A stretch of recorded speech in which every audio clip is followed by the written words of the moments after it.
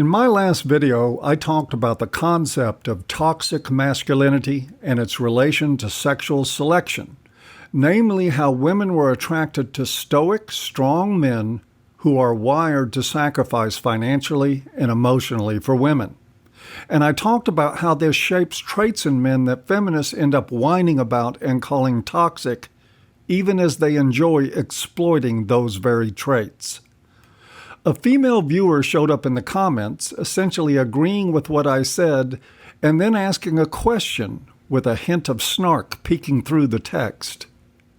"So what do you want women to do?" she asked. "It's true, we are attracted to masculinity. What do you want us to do? Change what we're attracted to?" Well, it's a fair question, and by golly, the least I can do is answer her. That's coming up next on An Ear for Men.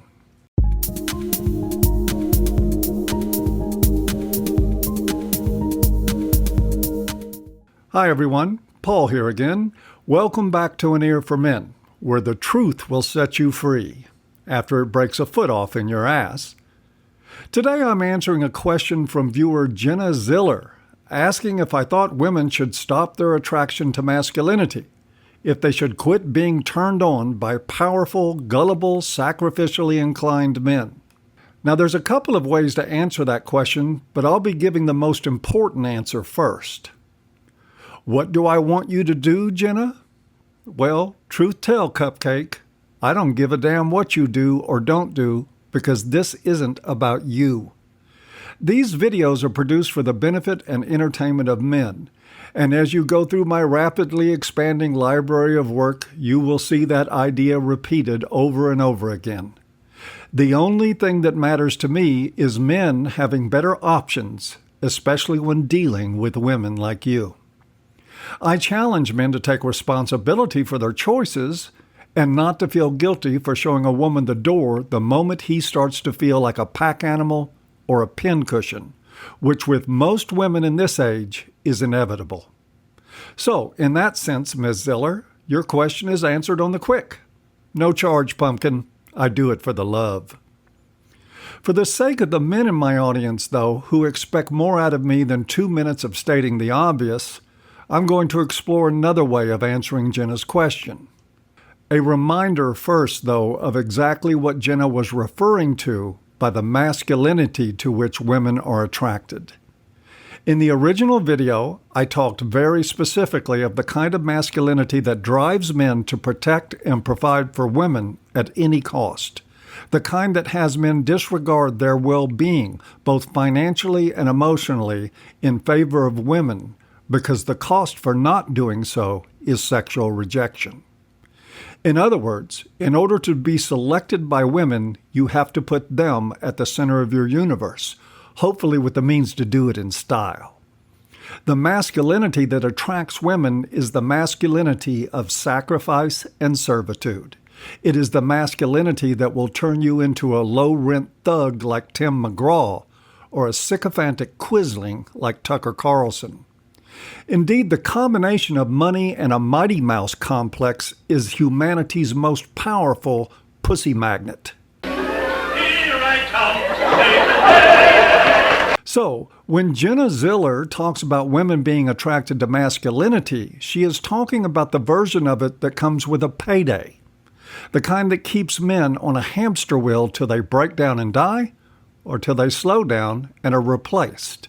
She's talking about strength that is used on her behalf. She's talking about self-assurance that is obvious to the world, but never gets in the way of what she wants. She's talking about a contradictory form of power that can be shaped as easy as silly putty in her hands by her delicate little feminine fingers. She is talking about masculinity as an accessory in a woman's wardrobe, as something that she can use even as it drains the life out of its source, which she does not give one hoot about except in the false vision of herself that she has to construct so she can bear to look at herself in the mirror when she paints her face. Now, I've already given Jenna the answer to her question. It is not that she needs to do anything. It is men who would benefit by taking action, And I say that knowing that precious few of them actually will. Red pill men are the rare breed who overcome, or at least strive to, millions of years of biology and social programming. They repel shame the same way water repels oil. They are, each one, a modern-day Diogenes following the path of romantic asceticism. And they don't know or care anything about what Jenna Ziller needs to do. But as I said, this channel is as much about entertainment as it is education. So for the sake of regular viewers, I'm going to give Ziller some answers to her question regardless of whether she confuses that with caring. Jenna, there is actually an approach you can use that won't just be good for men. It will also make you a better person. And you don't have to give up one bit of your attraction to masculinity to do it. Let me give you an example. Let's say you and the man you're with go out to a nice dinner. You're in a dark, cozy corner of a bistro. Some very sexy music is playing and the wine is flowing. You're both tipsy and discreetly touching and playing kissy face in the shadows. His musky masculinity is filling all your senses, and your paleo instincts are giving you that tingle. One of you, and it doesn't matter which one, says something about getting out of there and heading to a more private setting. The idea sounds so good you wish you were already there, him tearing your clothes off like they were paper mache. There's only one thing left to do. Find your fucking purse and pay half the bill. After all, his masculinity doesn't change because you carry your own financial weight. He's still a man, right? He's still masculine, right? Or does reaching for your purse feel like a cold shower? Is doing the math on your share of finances a vaginal desiccant? If so, what you can do, as long as you're so curious about doing things, is figure out there's a difference between a man and a John, and for that matter, a woman and a whore. All of those things should be really easy to tell apart.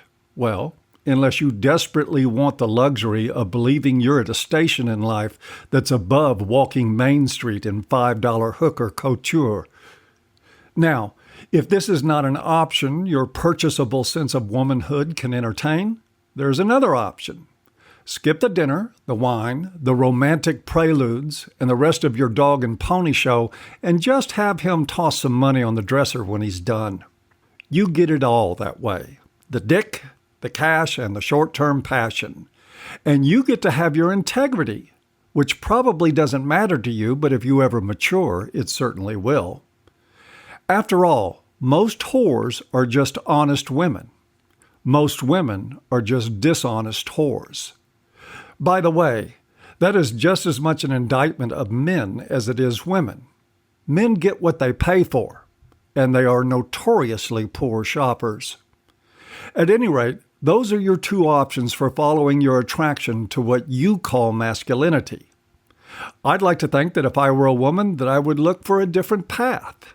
Then again, I like free shit as much as the next person, and I shudder to think what my path would have been if the world was full of women who measured their worthiness by how much money they squandered and how often they kissed my ass trying to get me into bed, or by how many of their basic needs they ignored to give mindless priority to my whims. It's hard to find too much fault in anyone for being attracted to that, especially if they were trained in it from birth. Still, it doesn't mean you have to call it something other than what it is.